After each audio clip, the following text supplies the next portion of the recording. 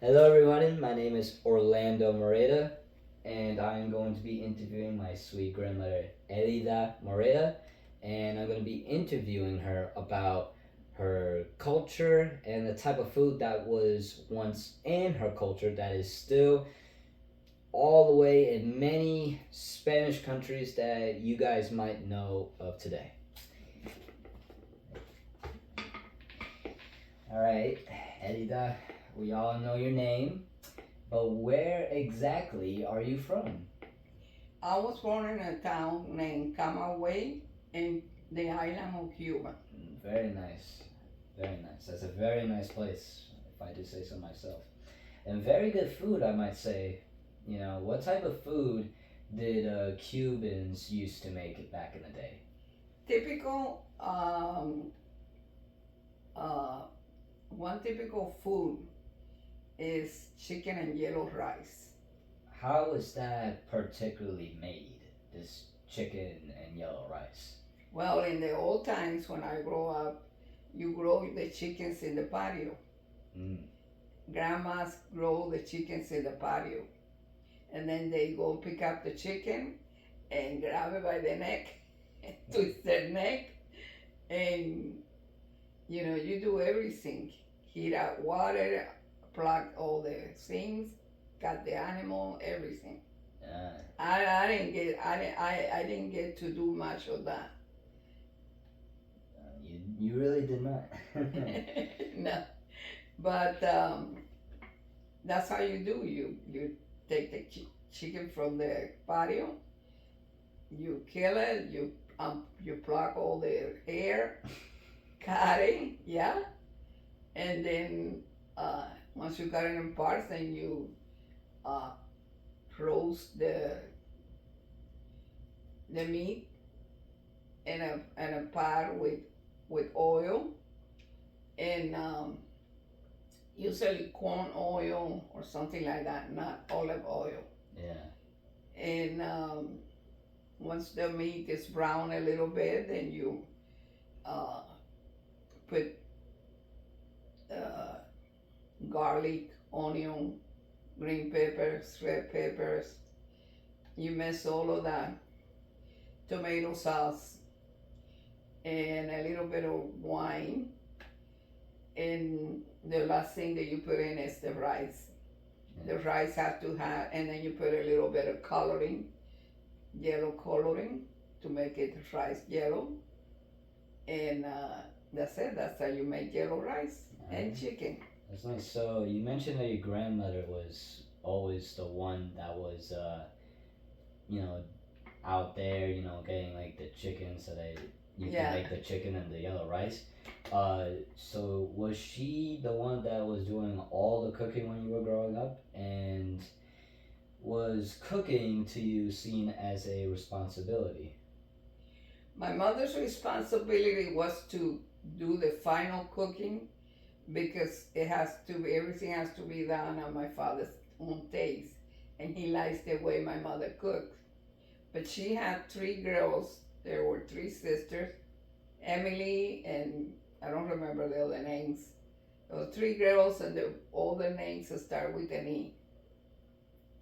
And they helped my mother around the house and around the kitchen. They'll cut all this vegetables and the species. They make sure that everything. They'll cut the chicken and all of that, and then my mother will come and do the last touch, and then they'll clean out the kitchen afterwards. Yeah.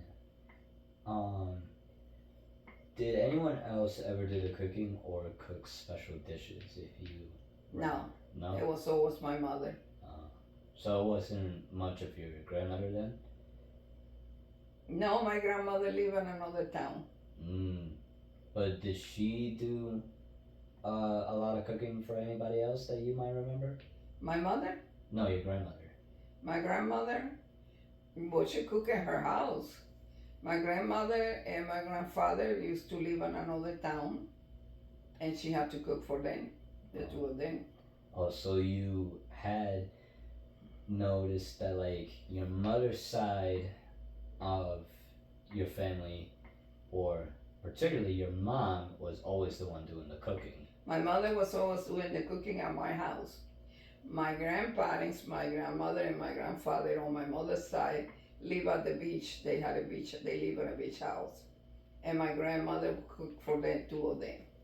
Yeah. Did you ever use a cookbook? A cookbook, very rarely, Very rarely. very rarely. Was it all done through memory, if you may All recall? from memory. All from memory. Yeah. Um, were the recipes that you remember were all traditional? Yes. Like I said, on Sundays, especially on Sundays, a Cuban meal was chicken and yellow rice, Right. salad, uh, plantains, yellow plantains or green plantains, either way. And the chicken and yellow rice was traditional on Sundays. Sometimes when there were kids in the house, you also make on Sunday a big pot of chicken soup. Mm. Chicken soup is very nice for Hmm. a lot of Spanish people. Were the foods that you pretty much ate in the household were like processed or was it like fresh, organic? Everything was fresh and organic.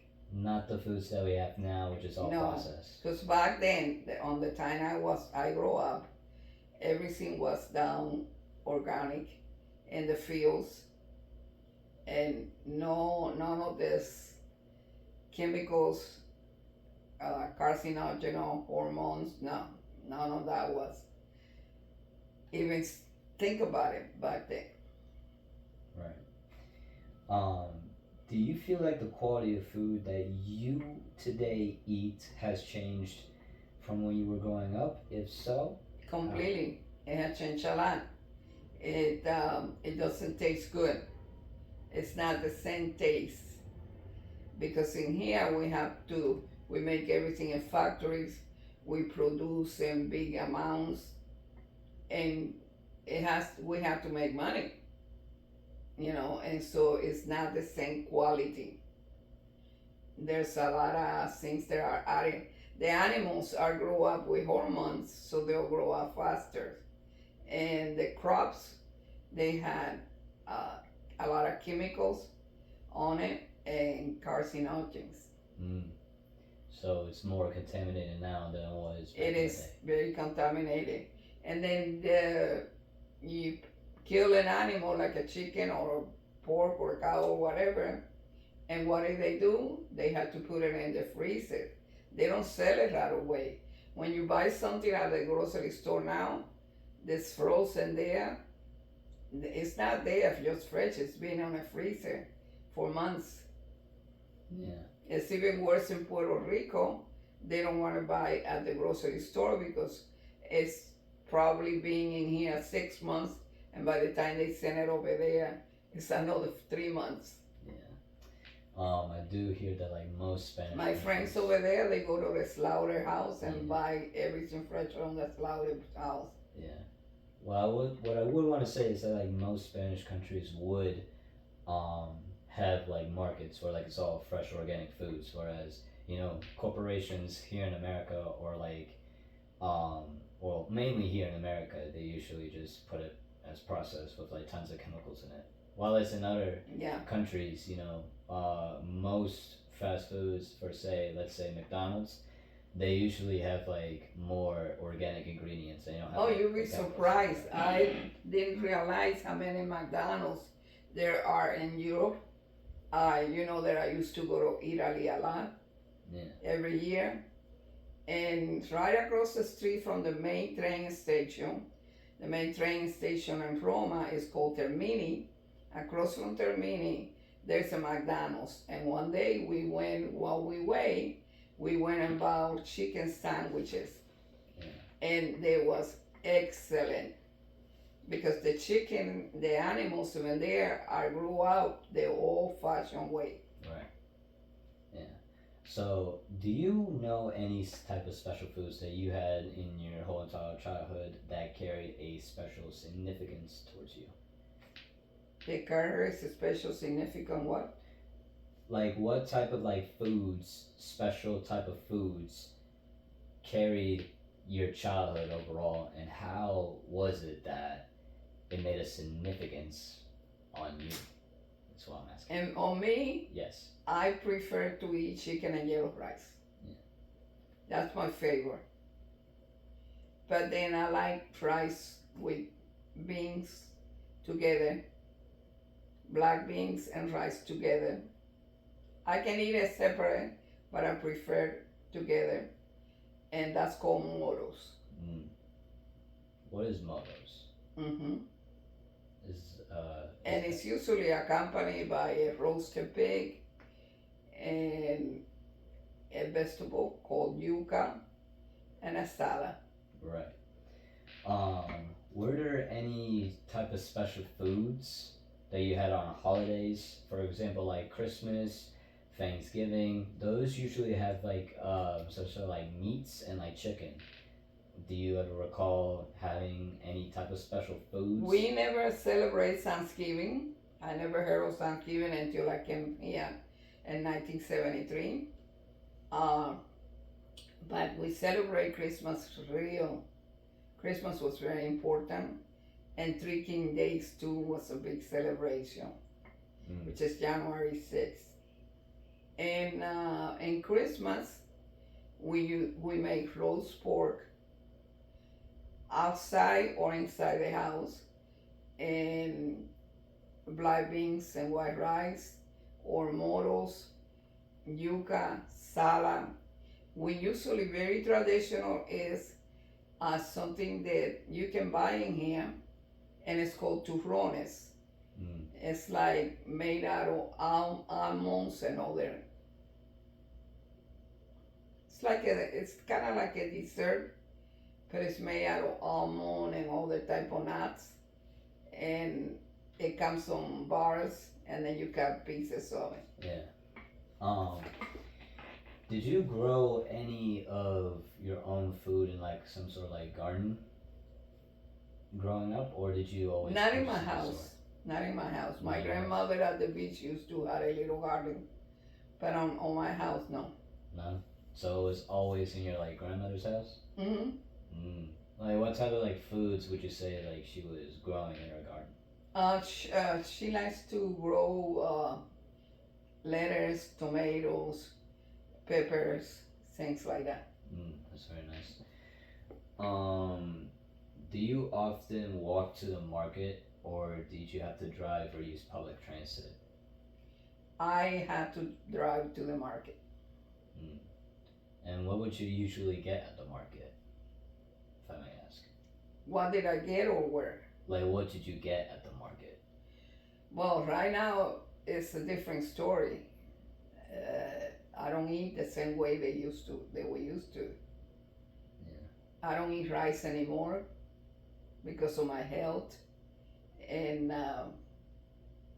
I hardly ever eat beans. I live on a very strict diet for health reasons. I can tell. But that's a good thing, though, right?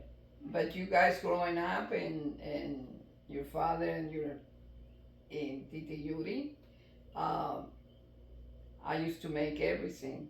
I used to buy everything: rice, beans, the meat. There was always five things in the table. You had to have rice.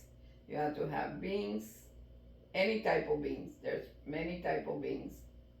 Uh, Meat, any type of meat.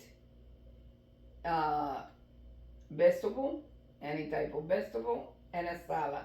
Mm. A full dinner meal is composed of five different things. Right. Um, do you know anything about food preservation, like canning or fermenting? Do you know any of that? I don't know much about that, and but it's not organic. Definitely not organic. Mhm. All contaminated. Do you worry that traditional knowledge about food is being lost over time? Oh yeah, it is. It's completely lost, especially in USA. The young generations, the women don't want to cook, and everything is more, like I say, too much chemicals, too much carcinogens, too much hormones. It doesn't taste the same way, and it's in the freezer for too long. They kill an animal and they cut it and put it on the freezer and it stay in the freezer. Before you even buy it at the grocery store, it's probably been in the freezer for 6 months. So it cannot taste the same. I travel a lot. Yeah. And it's completely different when you eat a meal in Italy or Spain or even Costa Rica, Panama, Ecuador, because everything is like in the old times. Everything is fresh and they're very proud of what they make because it's all made fresh. Very much so. I do agree that, like, you know, in my generation, women are now, just not cooking like older generations used to, because No, now we have air fryers. Now we have, like, exactly. yeah, because I guess people say like air fryers are a lot more quicker. And young people eat a lot at the fast food places, Yeah, and that's the worst you can do. yeah, I do agree. I remember when I used to work and I was always running in a hurry. If I buy something at Burger King, by example, Burger King did it to me twice. I got food poison and ended up in the hospital from eating lunch from Burger King. Yeah, I do agree that most of these fast food companies do indeed have stuff that is related towards food poisoning, I would say. Hmm. You know, like, for example, McDonald's could have like chemicals that are unsuited for somebody that is eating Yes. a regular burger. I do agree with like Burger King also having those sort of things, and it could be KFC, it could be any fast food. It could be any fast food. It doesn't Yeah. matter. Like, it will have the chemicals because Now we had the best place that you can eat out now, fast food, is Chick-fil-A. Chick-fil-A. For some reason, the owners of Chick-fil-A's, they grow their chicken the old-fashioned way. Mm. That's why it tastes better and you don't get sick. Yeah. Do you have any worries about food in the future now that, like, we have air fryers, now we have like food chemical poisoning in our gardens, and now that, like, one day maybe, when my generation of women don't know how to cook and all that, and then they have to, like, see, oh, the next generation of ours probably won't learn from scratch, and they should learn during their childhood how to cook at least 1 to 2 meals. Do you think that food is a big concern in the future? Yes, it is. Because it's bad now as it is, and it'll get worse. Very much get Young worse. people don't want to cook home meals. Right. They want to do everything, just. Plus, everybody's working, and you come from home in a rush, and not everybody had the endurance to come from work so many hours and then get into the kitchen and prepare a meal. Yeah. It's almost like the traditional values that your generation must have had is starting to decline in most of these young women these days. Yes, it is. It is very But sad. you go to Italy or Spain or any other European country, and the food is completely different. It's like in the old times. It's like organic, right? Everything is organic and everything is prepared. Actually, because I've been to Italy so many times, I know for a fact that in Italy, the restaurants, they cook the meal of the day, the menu of the day. And at night time, they don't save that food in the refrigerator for the next day. Mm-hmm. They put it on buckets they're provided to them by the government, and one employee has to stay late. Once they close the restaurant, everybody leaves, and that employee has to stay because the government had trucks They come and pick up the leftover from the restaurant every night. And the leftover from the restaurant, then they take it to hospice houses, like like we had in here, the Salvation Army, in places like that for people real poor that cannot afford it. So they pick up the restaurant every night, the food from the restaurant, and take it to places where people are like homeless people live for them to eat it. And that way, the next day, the restaurant owner has to make everything fresh. And everybody obeys because it's government it's mandatory by the government, and everybody is happy to obey the law and to keep giving their clients a very fresh meal. Very much. Well, Elida, I do appreciate you having this interview with me, and thank you for talking about your culture and talking about how your food is related to that sort of culture. I do believe that, like, in a couple of years we will lose that knowledge, but I hope one day I get to see most, maybe like a few women still from my generation can still learn how to cook, because I know there is a little bit of hope Yeah. in our future. So thank you very much. Ladies You're and gentlemen, welcome. this is my grandmother Elida, and thank you so much for watching this interview with us. And I hope you got to learn a thing or two about Spanish culture and how we make our food. So thank you very much.